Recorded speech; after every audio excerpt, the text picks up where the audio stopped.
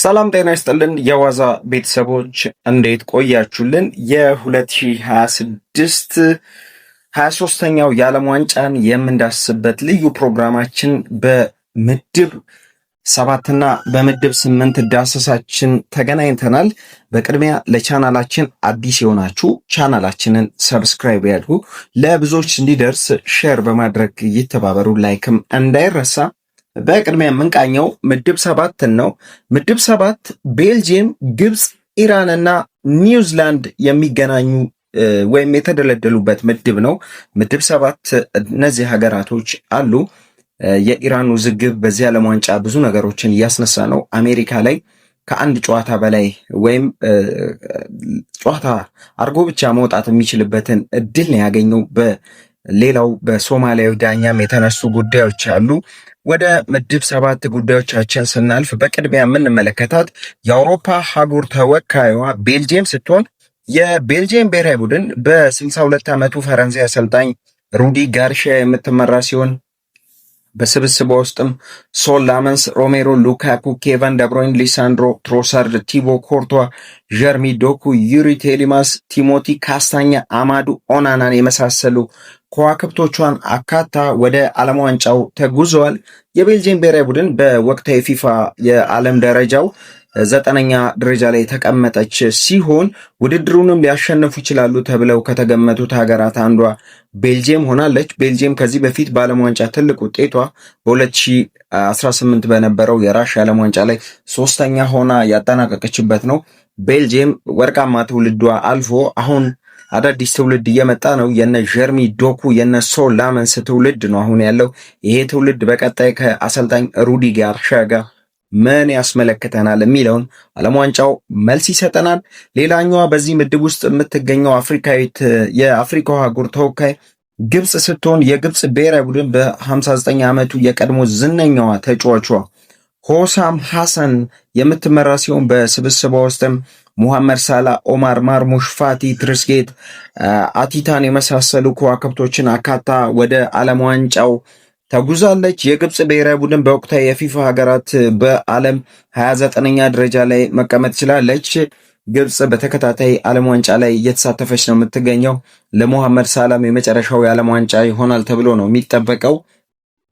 ሌላኛዋ በዚህ ምድብ ውስጥ የምትገኘው ከአውስትራሊያ እና ከኦሺኒያ ቀጠና የተወከለችው ኒውዚላንድ ስትሆን የኒውዚላንድ ብሔራዊ ቡድን በ53 ዓመቱ እንግሊዛዊ አሰልጣኝ ዳረን ባዚሊ የተመራች በስብስቧ ውስጥም ሱርማን ጀስት፣ ጋርበርት ቤልን የመሳሰሉ ከዋክብቶቿን አካታ ወደ ዓለም ዋንጫው የተጓዘች ሲሆን ኒውዚላንድ በፊፋ ወቅታዊ ደረጃዋ በዓለም 85ኛ ደረጃ ወይም 85ኛ ስፍራ ላይ ተቀምጣ ትገኛለች። ሌላኛዋ በዚህ ምድብ ውስጥ የተከተተችው ሀገር የኤዥያ ተወካይ ኢራን ስትሆን የኢራን ብሔራዊ ቡድን በስብስቧ ውስጥም እንደነ ሜህዲ ታሬሚ፣ የሱፍ አሊ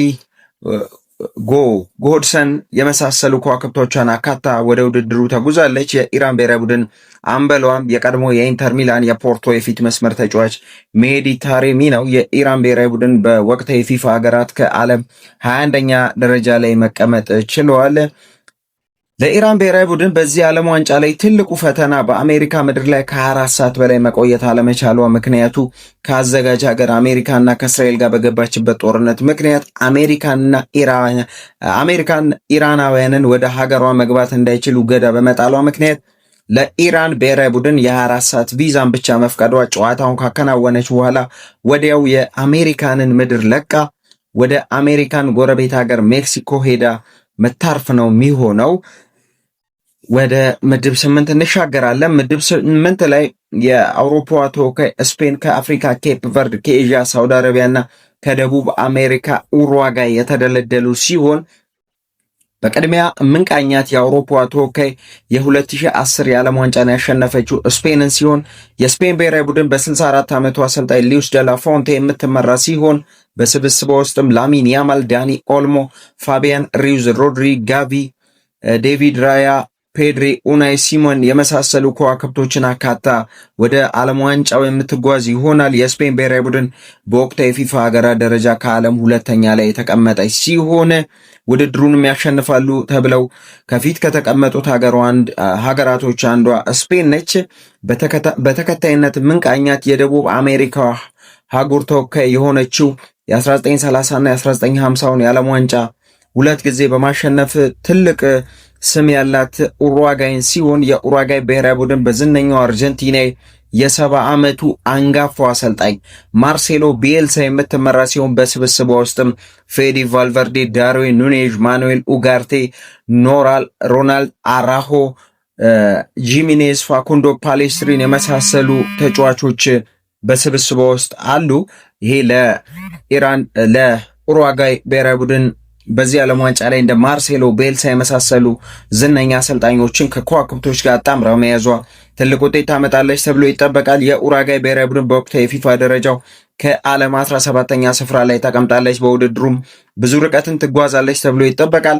ሌላኛዋ በዚህ ምድብ ውስጥ የተካተተችው እና በታሪክ ለመጀመሪያ ጊዜ በዓለም ዋንጫ የምትሳተፈው የአፍሪካ ተወካይ የደሴቷ ሀገር ኬፕ ቨርዴ ስትሆን የኬፕ ቨርድ ብሔራዊ ቡድን በ54 ዓመቱ አሰልጣኝ ፔድሮ ሊታው ባሪቶ የምትመራ ሲሆን በስብስቧ ውስጥም ሮሳ፣ ኮስታ፣ ዱዋርቴ፣ ሴሜዶን የመሳሰሉ ከዋክብቶችን አካታ ወደ ውድድሩ ያቀኑ ሲሆን በወቅታዊ የፊፋ ሀገራት በዓለም 69ኛ ደረጃ ላይ ተቀምጣለች ይቺ የደሴት ሀገር ኬፕ ቨርድ።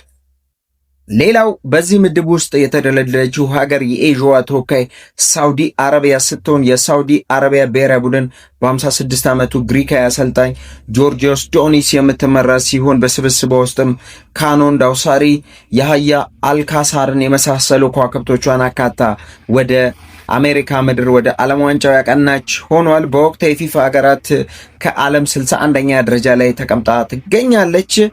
የዛሬን እዚህ ጋር እያጠቃለልን በቀጣይ በምድብ 9 እና በምድብ 10 ዳሰሳዎች እስከምንገናኝ ላይክ ሼር በማድረግ ለብዙዎች ተደራሽ እንዲሆን አግዙን።